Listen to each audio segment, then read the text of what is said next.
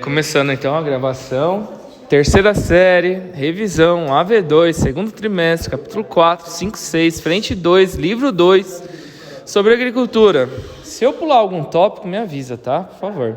Então, sobre agricultura, a gente viu aí sobre o modelo extensivo e o modelo intensivo.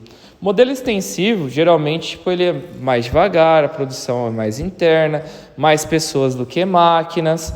No modelo intensivo, nós temos ao contrário, e geralmente o modelo intensivo é voltado para o mercado externo, por conta da produção ela ser maior.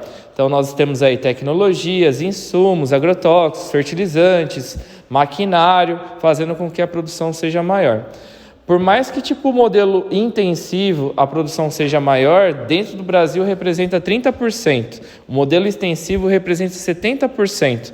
Porém, o modelo extensivo, mesmo representando 70%, são de valores menores. Exemplo, a Farias, ela vende 1 tonelada de isopor, eu vendo 10 quilos de ouro. Então, mesmo sendo menor, eu irei ganhar mais que ela. Alguma dúvida? Próximo. Concentração fundiária e reforma agrária. Então, a concentração fundiária é simples. Desde os primórdios, as terras do Brasil, elas são concentradas nas mãos de poucas pessoas. E muitas pessoas não possuem terra quase que nenhuma ou possuem poucas terras.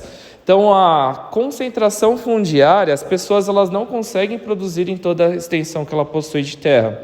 Então, o que poderia ser feito? Uma reforma agrária, que seria pegar essa terra improdutiva e distribuir na mão daquele que tem pouco ou que não tem nenhuma terra. Alguma dúvida?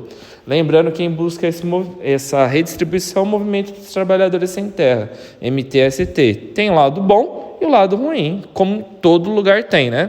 Até na igreja tem pessoas de boa índole e de má índole. Então, do MTST, as pessoas, muitas vezes, elas acabam invadindo terra que não possuem, e tem as pessoas que esperam o governo fazer essa redistribuição. Próximo, Revolução Verde. É um movimento histórico, aconteceu no Brasil por volta do ano de 1970, quando a tecnologia ela foi inserida no meio rural. Antes disso, tudo era manual, produção pequena, demorada.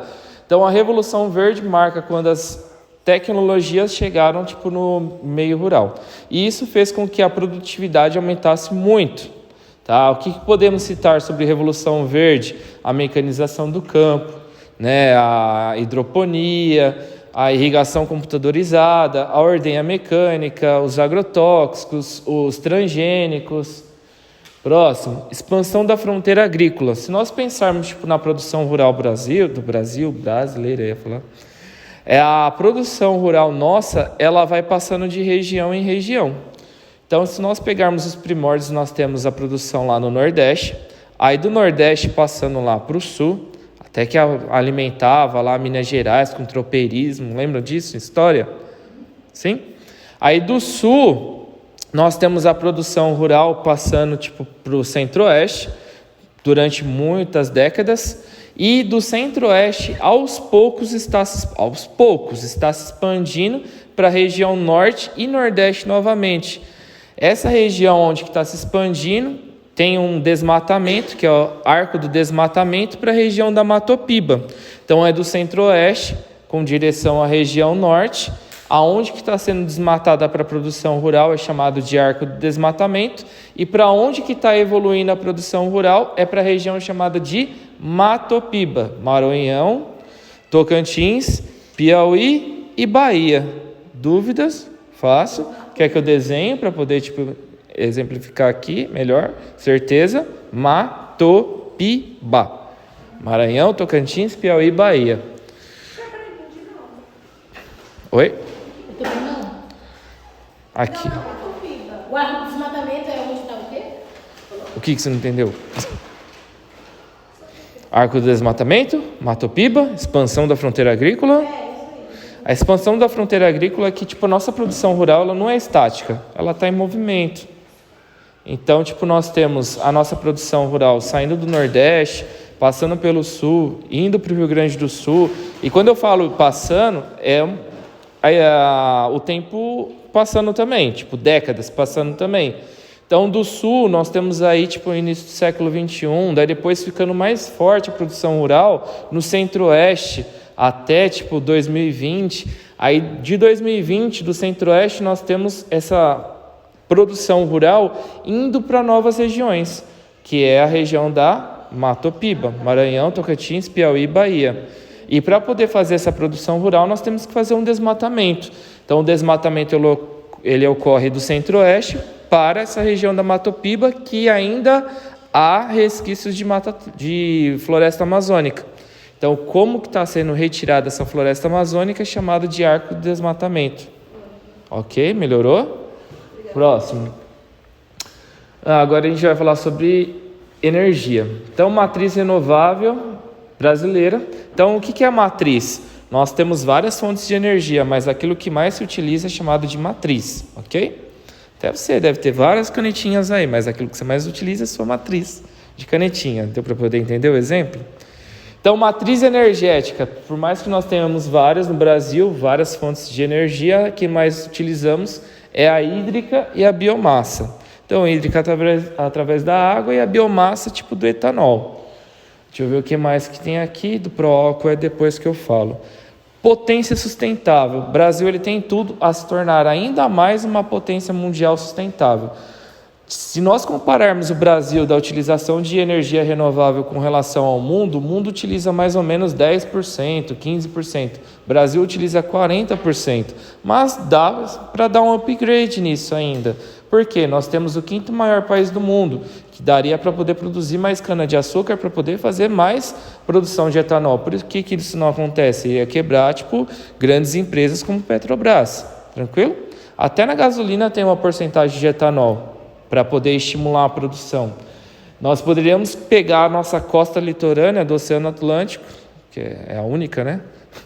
E fazer a produção de maré motriz, através da força das ondas, produzir energia através disso. Ou pegar também a nossa costa litorânea, com áreas de planície, e construir mais fontes de energia eólica.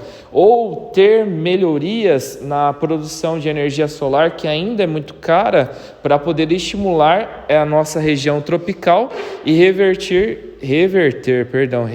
isso em produção de energia.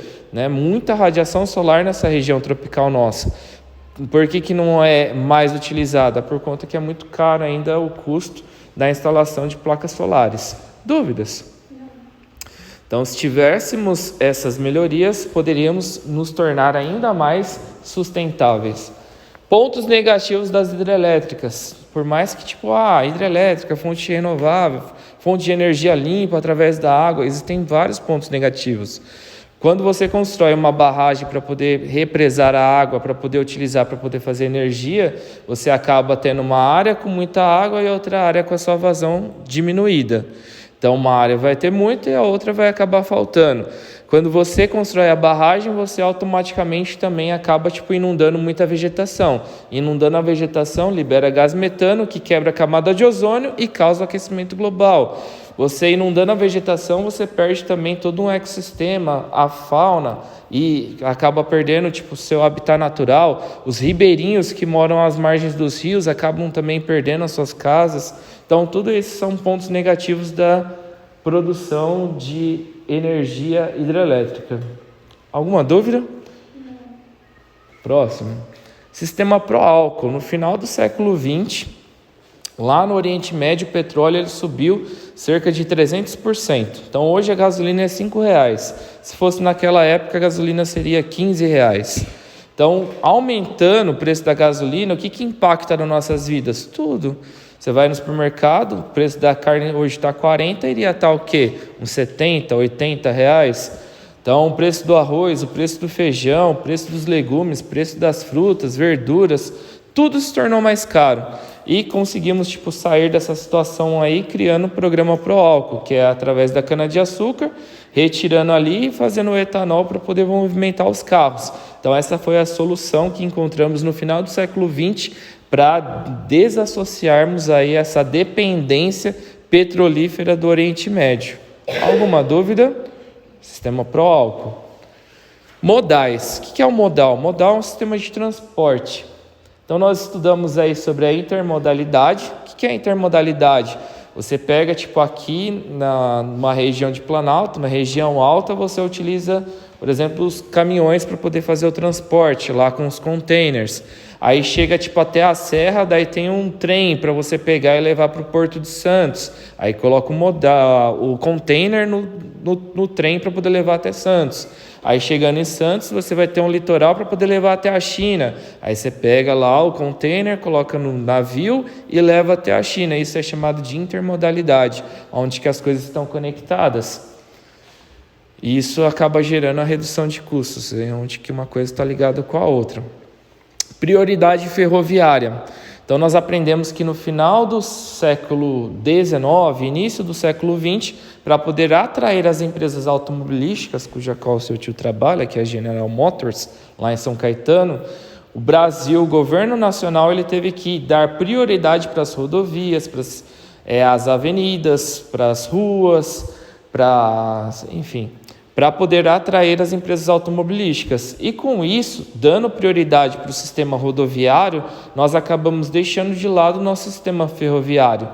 E o sistema rodoviário é muito mais caro, a manutenção é muito mais cara. Todo ano aumenta, né, os pedágios. Você vai fazer uma viagem, o pedágio está num valor. Você vai no outro ano, já aumentou. Por quê? É muito caro a manutenção das rodoviárias, porque as rodoviárias... O asfalto é feito de petróleo é caro, então é por isso que é caro o sistema de manutenção.